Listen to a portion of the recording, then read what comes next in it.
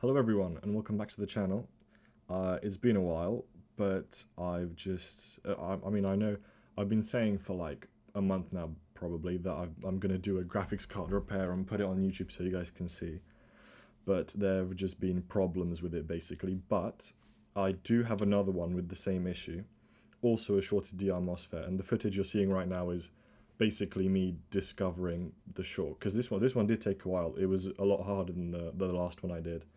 I had to turn the voltage up quite a bit. I don't remember what I turned it up to, but it was like a few volts. Usually it's just like, I just put it on 1.5, and then it's pretty visible. But I think I had it on like 3, and it was still like only just showing up. And you can see that this second DrMOS from the bottom is, you can see it lighting up every few seconds when I just tap the voltage probe onto the shorted rail. And yeah, basically, I mean, the way I found it is the same as every other time we've done it. Just got my multimeter, looked at all the inductors, found that one of the inductors had really low resistance, and basically just same as usual, just voltage injection into it until something gets hot, and finally this DrMOS FET started heating up. So clearly that's the issue. And it has been a while since then because I had to get the new DrMOS in. But I also made a mistake because we also have to replace this, let me focus in on it, this fuse here, which I did realize at the same time. I checked the fuse, I think even before I found the shorted DrMOS, and I was like, oh yeah, okay, I'm going to have to get a new one. And then I just completely forgot to order a new one when I was ordering the DrMOS. So a few days later, I sort of realized, and I was like, oh, hang on, I need to order this as well. So yeah, it's been like 2-3 weeks since then, maybe a bit longer. But finally, the DrMOS arrived a while ago, and to add insult to injury, I accidentally ordered the wrong fuse. I ordered, because there were like multiple different you could choose from, and I accidentally somehow apparently chose 10 amps instead of 20, so now I've just got a pack of 10 amp fuses for no reason. So then I just ordered this one off eBay because for some reason there wasn't one on eBay when I was looking before, and then when I looked the second time, there was a seller in the UK, so that one only took like 3 or 4 days. And now we're here. So yeah, you've been looking at me finding the short itself. And yeah, let's get started. So yeah, I'm just gonna show you the short on the fuse as well. So like, if you look at this one, I'll put it on beep mode as well. If you look at this one, that's fine. You want the beep in this case. Usually you don't want the beep, but because it's a fuse, for those of you that don't know, basically all it does is when the current exceeds the rated amount, it just like blows it open, and then you should, well, if it's blown, you will get an open circuit like this. So if I measure this one, no beep, because the resistance is really high, because there's no direct connection from one contact to the other. So on this one, this is fine, because you can see it's 0 ohms, so it's just a direct connection. And this one is blown, so that's also how you know that there's an issue on this rail. And I think it's this capacitor, actually we can check. Yeah, there you go, this capacitor is also, inductor, sorry. This inductor is the one that's low, so that's where I was injecting the voltage into here. Like you can see the other ones are fine. That's high as well. And then basically, yeah, that's just how you find where the short is, and then just inject into there, see what lights up on your infrared camera. And yeah, so now, where's my fuse? I got 2 replacement ones just in case. I'm just going to test these first to make sure that they're actually working, because I might as well. And yeah, I bought 2 because, well, just in case I messed up the first one somehow. Yeah, there you go. So that's fine, that's what you want to see. And this is also 20 amps, but I'm not sure, there's a symbol on it. Wait, let me show you. So on this one you can see this sort of F symbol. That means it's fast blow. On the listing that I clicked on, it also had that symbol, but I've been sent this, which I don't really know what that means. I'm sure I could look it up, but to be honest, I don't think it really matters. I mean, the fuse didn't do its job anyway. You know, it's meant to blow to protect the rest of the circuit, but clearly that wasn't the case, and it damaged a DrMOS either way. So yeah, let's go get to replacing it and also replacing the fuse. I've never replaced a fuse before, to be honest, but I'm sure it'll be fine. Yeah, looks like you just solder it on like anything else. Okay, so let's get straight into it, I guess. We are going to be taking this one out, so let me just heat up my heat gun. And as you can see, I've got the protectors here for the capacitors as well. Oh, actually, I'm just quickly gonna chuck this on as well if I can. These ones should be okay because they're a little bit further, so it shouldn't like the heat shouldn't get to them as much. But still, I should probably put something on. I kind of forgot about it until now.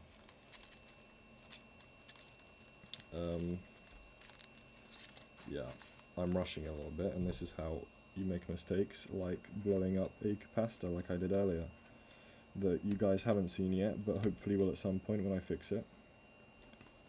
Okay, there we go. That hopefully should be good enough. And I've got the replacement right here. Oh. Just replacing it with hopefully the same one. Seemed like you're on AliExpress. Okay, never mind. Oh, there you go. You can see it next to it. It's got the same serial code on it, so I'm hoping that it will be okay. I'm just going to check like the pins once I get this one out, just make sure that it's the same. And apart from that, I think we're ready to go. I'm just going to leave it here, nice and close, so it's ready. And yeah, I'm going to start heating. Oh, actually, flux. That's another thing we need. Just get a little bit of flux on there. And we should be good to go.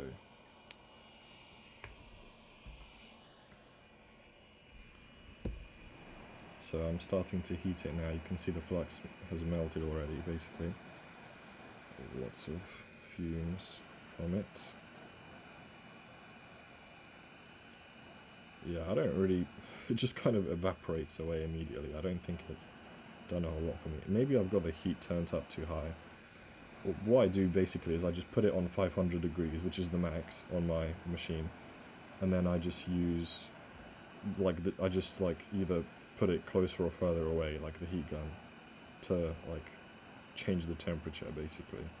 Like I just hold it a little bit further away if I want to be a bit cooler. Because I found that otherwise it just kind of takes absolutely ages. Like if I set it to like 425 or something, it just takes so long to heat the board up enough. So yeah, let's just hope we don't run into any problems today. Okay, I need to swap hands actually, because I need to heat with my left hand and then move things around with my right hand. Otherwise my left hand is just shaking the whole time.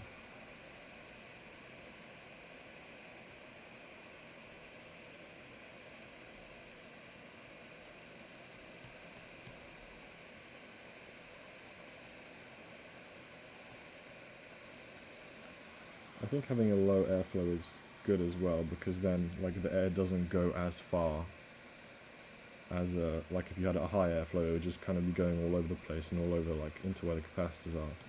But if you've got like low airflow, like I'm on the lowest right now, I'm on 1, pretty much, like just over 1, which is the lowest on my machine.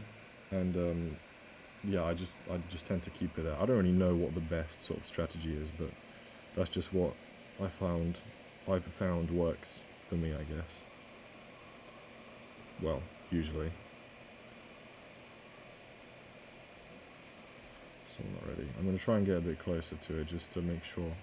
You can see at the top, it kind of looks a little bit orange. I'm not really sure what that is. That might just be like the flux from... Oh, there we go, from the manufacturer. Let me just check the pins, make sure they're the same. Yeah, they are. Okay, that should be fine then. How does that look? Oh, is that bridge? I think these are connected anyway, but just to be safe. I don't wanna... Yeah, there we go, that's better. Okay, and now I'm just gonna take the heat off for a second. And, so, I want it to be this way. Okay. and I'm just going to place it on top like this. Yeah, just really want to make sure I've got it the orientation correct, otherwise that would be a little bit awkward. So the solder should be solid right now, so I shouldn't be like moving it around underneath. I'm just going to try and position this roughly in place.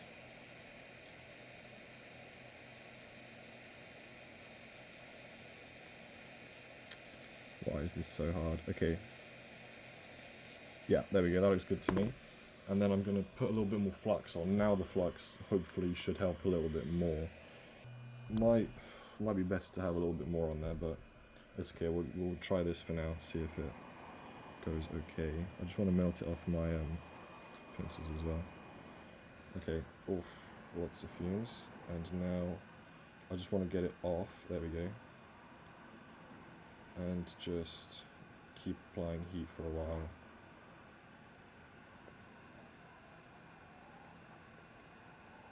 Hopefully it should melt quite quickly, like the solder. Oh, there you go, you can see it moving. I'm not doing anything to it. I think that's just because when it melts the solder kind of pulls on the component, and it kind of pulls it into place by itself. That's something I've noticed, which is really very helpful, because like if you don't align it quite right, it might not even matter, because it might just get pulled into place on its own. Honestly, that might be enough already. I'm just going to let it cool down, see if it's solidified. And hopefully I haven't destroyed any capacitors this time. But I guess we'll see. Like, even if they haven't blown up, as soon as they start bulging, it's over, pretty much, from what I've heard. So hopefully none of that either. Let me show you the old DrMOS. This is the one that we've taken out. And it looks okay, I think. Yeah, like, it doesn't look like there's anything wrong with it, basically, but you know, something was clearly, so yeah. And now let's see if this is on. Yes, okay, it's not moving around, nice. Okay, cool. So I'm happy with that. And now the fuse. Let me just move the camera around so you can see the fuse now. Okay, well, let's just start heating it, I guess, and see what happens. You might be able to see the solder melt. Wait, let me see if I can focus this a bit better for you. Okay, there we go, finally. This should be okay now. So let's keep heating it up. And yeah, as I was saying, I don't think the polarity should matter. I don't see why it would. But we are just going to put it the same way anyway, just to be sure. Oops, on there. I'm also just blowing the wire this way, towards this side, just so it's going away from the capacitors. Because that's the only thing that we can really damage right now with wire. Like everything else is just kind of built to take it, except those, the big ones. And they blow up quite easily. There we go, fuse is out. Put the new fuse in. Kind of roughly in the right spot. There we go. Just tap it down. And, oh, you can't see the text, but the text is the same way as it was before. Hopefully this one is okay. It doesn't really, kind of seems to be a bit worse quality than the other one, but I'm sure it'll be fine. I mean, as long as it lets 20 amps through without blowing up, should be okay. And yeah, just wait a few more seconds, make sure it's all good. Hopefully you can hear me. I don't know how loud this heat gun is in the recording, but that'd be kind of awkward if I'm just getting drowned out.